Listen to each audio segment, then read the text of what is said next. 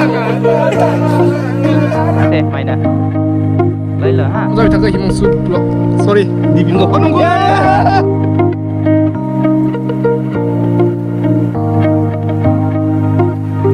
Hello friends, खुलुमबाय लोगोफोर, good morning गासैनिसिमबो आरो वेलकाम बैक टू माय यूट्यूब चैनल। दिनैनि ब्लगा स्टार्ट जागोन। आं मैयानो डिएन ब्रमोननि न'आव फैदोंमोन मोनाबिलियावनो। दा आं बर्तमान डिएननि न'निफ्रायनो दं। दिनैनि जार्निया डिएन ब्रमोननिफ्रायनो स्टार्ट जागोन। दा जों गासिबो रेडि जाजोब्बाय। मा रेडि खालामगासिनो दं नोङो? To bro, ready? Bro, ready?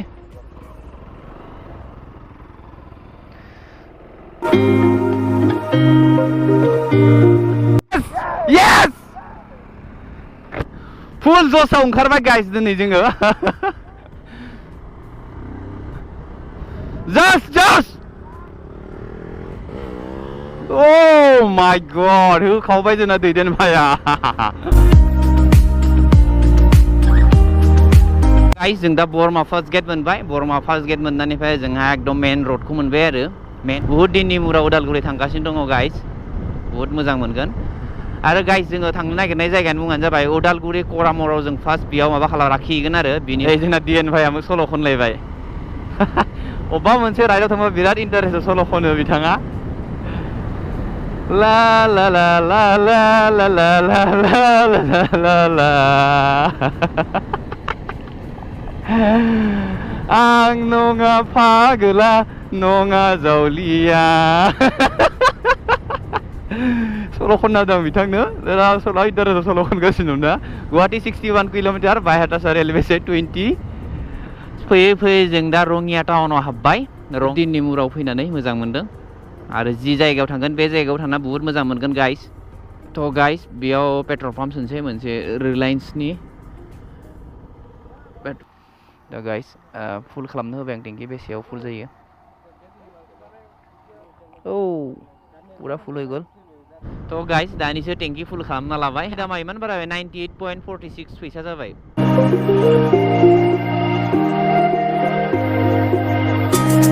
सगा दैदेनमोननि गामियानो जेखिनिया जायो बिथांमोननि सानैसो लोगोफोर दंमोन। ओमफ्राय जोंखौ वेलकाम खालामदों आरनाय गांसे गांसेजों होबाय। ओमफ्राय वेलकाम खालामबाय आरो दा बहुत गोजोननाय मोनदों। आरो बिथाङाबो गेमिं चेनेल मोजां गेमनि भिडिअ बानायबाय थायो। सोरबा सोरबा गेमनि इन्टारेस्टेड बा आं लिंकखौ होना दोनगोन, नोंथांमोना खेबसे नायनो हागोन। आरो सोर इउटुबार आरो गोरबो खुंगुर बिथाङाबो जोंजों एखेलगैनो जइन जागोन। ओइ मा खेवना होलै दरजा।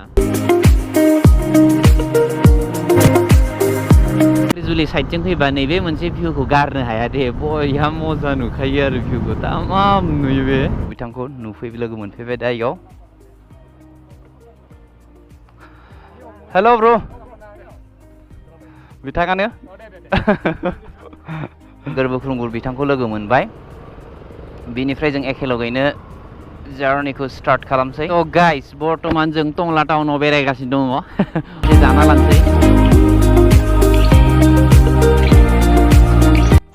थ' गाइस जों दा बर्तमान टंला मोनफैबाय। टंलायाव जों एसे ओंखाम जाना लानोसै। मानो होनबा जों फुङावनो ओंखारबोदों डिएन ब्रमोननि न'निफ्राय। ओंखाम जेबो जानायबो जाखायाखैमोन। अनलि साल' लोंना फैदों। दा ओंखाम जानोसै ब्र'।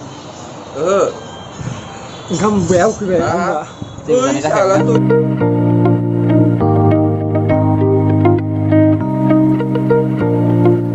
दासो सेस अन दा स्पट बोरमा मासे साफा खालामना होबायलै बा। आरो थांदों हायाखै सानबाय। अ माय गड खि गलांहोजोब्बाय लेथ्रागा। थोद एसेबो नायमारथारासैलै बारा इयो गारिया। फिनिश एकबार दे दामपारा। अन्थाव बाथावनो दाबो थैयाखैलै। लावना खानानै बोरमा मासे साफा बुथार गारबायलै।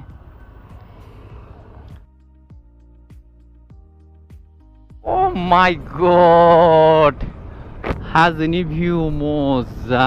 बे जायगासिम मोनहैनोबो ओरैबायदि लामाफ्राबो एकदम बुंनाङानो आरो मक्खन की तरह रास्ता है एकदमबारे। गाइस नोंथांमोनाबो जुदि फैयाखैबा जोंनि बाक्सानि मानसिफोर जुदि सोरबाफोर भिउ नायगासिनो दङ खेबसे फैथार, खेबसे ट्राइ खालाम गाइस।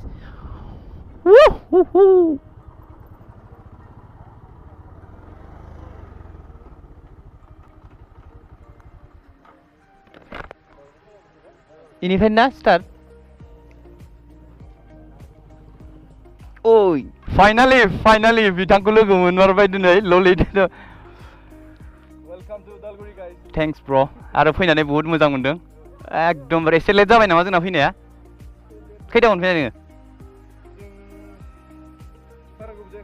नंगौ थ' गाइस माने बेयाव ओरैबायदि जाहैबाय मेन गेटजों हाबनो होआखै थारमाने दा सानसे बन्द जादों एसे सम समाव माबा प्रब्लेम जाबाय थायोना बेखायनो हाबनोबो होआखैनो बेखायनो जों एसे बेलेग उनथि साइडथिं हाबगोन आरो थारमाने बिनि लकेलफ्रा बुंदों आरो आंनि सानैसो फ्रेन्डफ्राबो बुंबाय दा जों उन साइडआव हाबनोसै उन साइडथिं हाबनानै मेन गेटजों ओंखारलांगोन आरो थिग बेफोरबायदि आरो बेयाव डिएन फेमिलिनि बुहुत फ्रेन्डफोर फैदों आरो जोंबो एसे सिनाखि जाबाय साहा बागान खालांलांसै नामा एकदमबारे मनाफ्राव सोना पकेटफ्राव सोनानै फैनानै बुहुत मोजां मोनबाय गाइस आरो मेन भिउ पइन्ट दंबावो बे मेन भिउ पइन्टआसो अरिजिनेल सिन बे ससेया ओरैबायदि गाज्रि लामाया सोर बारनो हागोन ब्र बारनो हागोन ना नोङो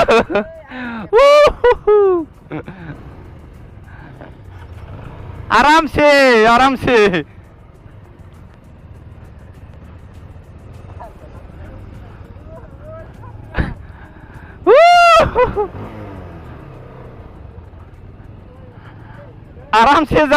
से मा दीदी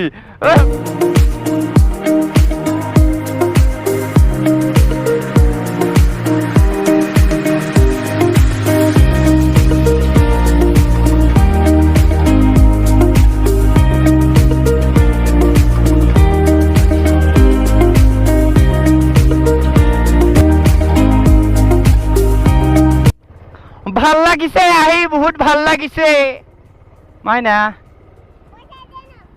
তুই নেতে কি কৰি আছে তিনিজন বিস্কুট খাম মোৰ তাত পইচা চাব লাগিব দেই খুচৰা আছে না নাই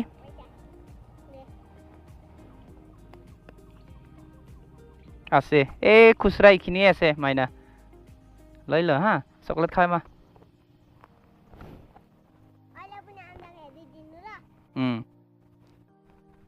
কি নাম মাইনা অনু বাই बाय ठीक है हाँ बाय अनु बाय फैसा खुस्रा आंनाव 10 थाखाफोर थाबा होगौमोन खुस्रा दंमोन 7 रुपिस दंमोन बेखौ होबाय आं बिसोरनो गथ'फोरा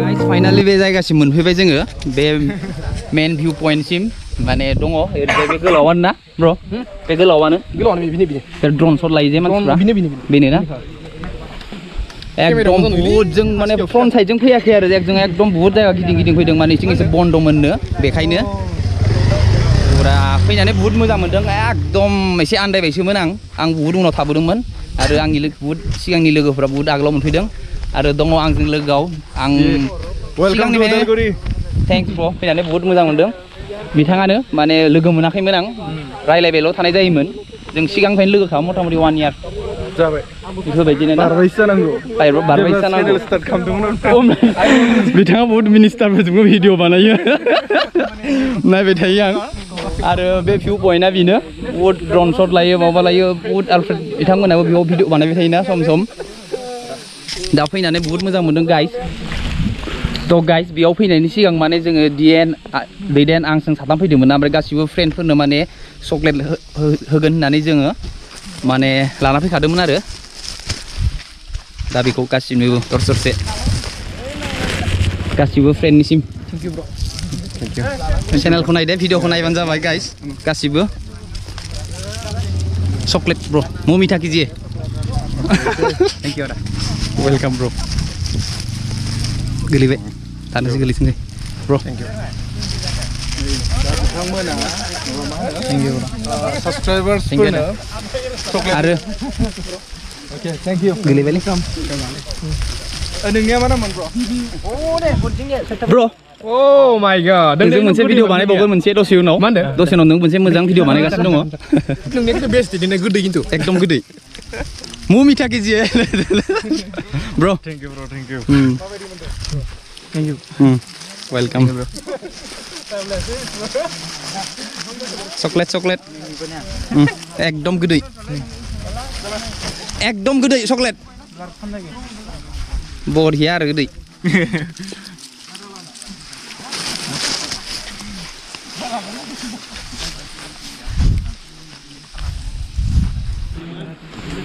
तो गाइस उदालगुरियाव फैनानै बहुत मोजां मोनदों उदालगुरिनि बे जायगा जि लकेशनाव दङ करामर बे टी गार्डेन ना बेयाव फैना बहुत मोजां मोनदों आरो बिथाङाबो आंनि लोगो सिगांनिफ्राय जों रायलायबाय थाखायो बिथाङा जाबाय ललित बिथाङा मोजां ब्लग बानायो नोंथांमोनाबो बिथांखौबो एसे सापर्ट खालामनांगौ आंखौबो एसे सापर्ट खालामो आरो बिथाङाबो बर'आवनो ब्लगिं खालामो नालाय जों जिहेतु जै बर' हारिनि होनबाय थाखायो नालाय दा बेनो बुंना हो एसे भिउवार्सफोरखौ गासिबखौबो जिखुनु माने बिथांखौ उदालगुरियाव फैनानै उदालगुरिखौ एक्सप्लर खालामफैनायनि थाखाय माने गोजोननाय मोनदों ओमफ्राय जों वेलकाम खालामनो मोननानै बिराद खुसि आरोना माने ओमफ्राय बिदिनो नोंथांमोना गुबुन डिस्ट्रिक्ट जिखुनु डिस्ट्रिक्टनिफ्राय फैयोबा माने फैनो हागोन एनि काइन्ड अफ एसिस्टेन्स माने जोंखौ मोनगोन आरोना जोंखौ कन्टेक्ट खालामबानो जाबाय ओमफ्राय बिथाङाथ' चेनेलनि लिंक बा आंनि पेजनि लिंकखौ होना होबानो जाबाय आरोना डिसक्रिपसनाव थाखागोन बेयाव माने एनि काइन्ड अफ एसिस्टेन्स नोंथांमोननो जुदि माबाफोर हेल्प नांगौबा नोंथांमोना कन्टेक्ट खालामनो हागोन ओमफ्राय पुरा बिथाङा गाइड खालामगोन बिनिनोखा बिथाङा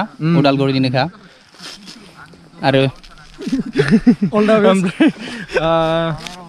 बिदिनो सापर्ट खालामबाय थाबानो जाबाय बिथांखौबो माने बिथाङाबो माने बिराद खस्थ' खालामगासिनो ओमफ्राय जोंना बर'निफ्राय गोबां बिदिनो मट' ब्लग आरो क्रिएटर्सफोरनि खम जानानै दङ नोंथांमोना माने बेलेग हारिजों कम्पेयार खालामबा जोंनि बर'आव बहुत खम आरोना ओंखायनो माने गावजों गाव सापर्ट खालामलाय माने मोजां कन्टेन्टखौ सापर्ट खालाम माने बिथांमोना मोजां आंनि नायनायावथ' आं मोजां मोनो माने चेकआउट खालामबानो जाबाय ओमफ्राय आरो साबसक्राइब खालामाखैबा साबसक्राइब खालाम ओमफ्राय जेब्ला मटिभेसन मोनब्ला नोंथांमोना आंनि चेनेलखौ माने सापर्ट खालामनो हागोन ओमफ्राय साबसक्राइब खालामनो हागोन शेयार खालामनो हागोन बेनोसै थेंक इउ आरो वेलकाम जोंनि बाक्सायावबो थाबैनो थां औ थांगोन थाबैनो बाक्सायाव मोनहैगोन होननानै आसा खालामनाय थाबाय ललित ब्र'खौबो थांगोन दे बेखिनियानोसै गाइस दा बेयाव एसे बेरायनोसै बै लास्टाव थांगोन आरो बै ओरैजाय लास्टाव थांगोन एसे बोथोरा एसे दोमैलु जादों भिडिअ क्वालिटिया माबायदि जादोंथाय आंबो मोजाङै मिथिला खिन्थु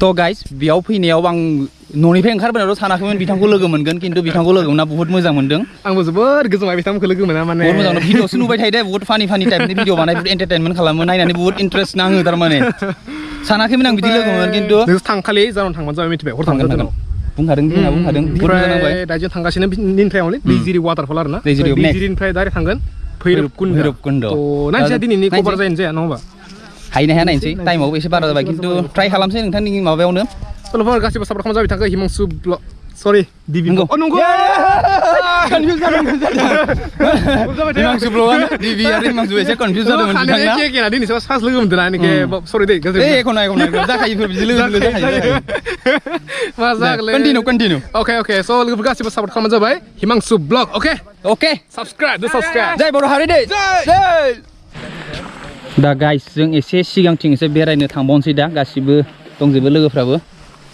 बहुत हेल्प खालामदों दे खिन्थु जोंबोथ' मोजाङै सिनायजोबामोन ना बे लकेसनखौ जोंथ' मेन गेटजों जों हाबनो मोनाखैमोन ना मेन गेटजों जों हाबनो मोनाखैमोन माने बेलेग सेकेन्ड लामा होनना बुंनांसिगोन बेखौ माने सिखाव लामा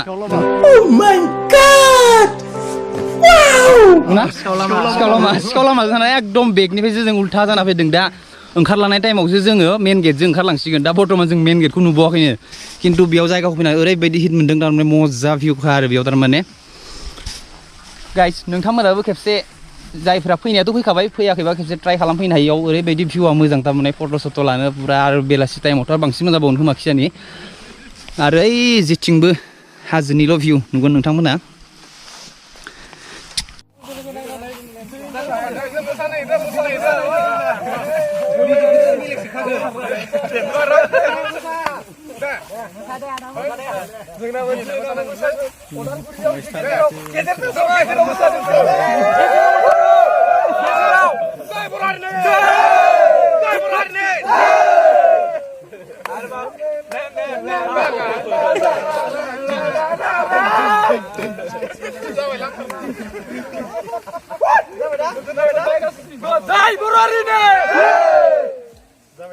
गाइस बेयाव बहुत पुरा फुल इन्जय खालामबाय फुल धामाका खालामबाय एसे मोसाबायबो आरो गाइस दिनैनि भिडिअखौ नायनानै मायदि मोनखौ कमेन्टआव जनायहरनो दाबाव लोगोफोर नोंथांमोनहा गोजानावमोन दैजिरि वाटारफल बेयाव नेक्स्ट ब्लगाव फैबावसिगोन खेबसे मोनसेयावनो दोनजोबनो हाया जों न'निफ्राय ओंखारबोनायसिम बिसिम बेयाव एन्ड खालामबाय दिनैनि भिडिअखौ आरो दिनैनि भिडिअखौ नायनानै मोजां मोनब्ला लाइक शेयार साबस्क्राइब गासिबो खालामना हो आरो चेनेलाव गोदान साबस्क्राइब खालामना हो लोगोफोर थ' दिनैनि थाखाय टाटा बाय बाय